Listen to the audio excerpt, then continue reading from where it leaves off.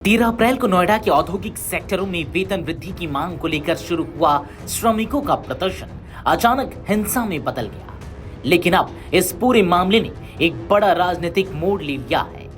जांच एजेंसियों के इस हिंसा के पीछे सुनियोजित साजिश और पश्चिम बंगाल कनेक्शन के संकेत मिल रहे हैं। यूपी एसटीएफ और नोएडा पुलिस की जांच में सामने आया है कि इस पूरे प्रकरण का कथित मास्टरमाइंड एक सॉफ्टवेयर इंजीनियर आदित्य आनंद है, जिसे हाल ही में तमिलनाडु के तिरुचापल्ली रेलवे स्टेशन से गिरफ्तार किया गया।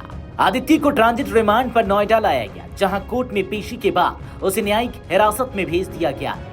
अब पुलिस उसकी रिमांड लेकर पूरे नेटवर्क की परतें खोलने की तैयारी में है। सूत्रों के मुताबिक जांच में आदित्य के कथित तौर पर एक उग्र वामपंथी संगठन से संबंध सामने आ रहे हैं। यही नहीं, पुलिस को यह भी संकेत मिले हैं कि इस आंदोलन को भड़काने के लिए पश्चिम बंगाल से युवकों का एक समूह नोएडा भेजा गया था।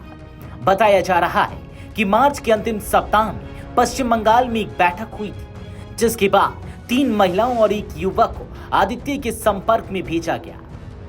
जांच एजेंसियों का दावा है कि इसके बाद सुनियोजित तरीके से नोएडा के श्रमिकों को आंदोलन के लिए उकसाया गया और धीरे धीरे इसे हिंसक रूप दिया गया। इस साजिश का मकसद उत्तर प्रदेश के औद्योगिक हब नोएडा की छवि को नुकसान पहुंचाना बताया जा रहा है। हालांकि इस पूरे राजनीतिक एंगल को लेकर एजेंसियां अभी खुलकर कुछ नहीं कह रही हैं, लेकिन इसे खारिज भी नहीं किया गया है। इस बीच पुलिस ने दिल्ली से 4 संदिग्धों को हिरासत में लिया है, जिनमें 2 बीटेक और अन्य परास्नातक डिग्री है। इनसे पूछताछ के आधार पर नोएडा और दिल्ली में कई ठिकानों पर छापेमारी की गई है। पुलिस को उम्मीद है कि इस नेटवर्क से जुड़े और लोगों का जल्द खुलासा हो सकता है। आदित्य आनंद के सेक्टर 37 स्थित किराए के फ्लैट की भी तलाशी ली गई है। यहां से पुलिस को डायरी और कुछ महत्वपूर्ण दस्तावेज मिले हैं। शुरुआती जांच में ये दस्तावेज श्रमिक आंदोलन को तेज करने की रणनीति से जुड़े बताए जा रहे हैं। जांच में यह भी सामने आया है कि आदित्य के फ्लैट पर कई बैठकों का आयोजन होता था और यह स्थानीय लोगों से ज्यादा मेलजोल नहीं रखता था।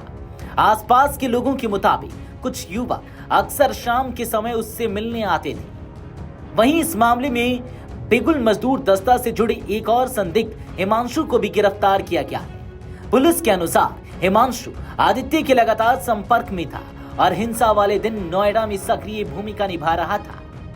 अब सबसे बड़ा सवाल यही है कि क्या यह महज श्रमिकों का असंतोष था या फिर इसके पीछे एक बड़ा राजनीतिक और संगठित नेटवर्क काम कर रहा था। पुलिस और जांच एजेंसियों की आगे की कार्रवाई इस पूरे मामले की सच्चाई को सामने लाएगी। Video desk अमरउजाला.com।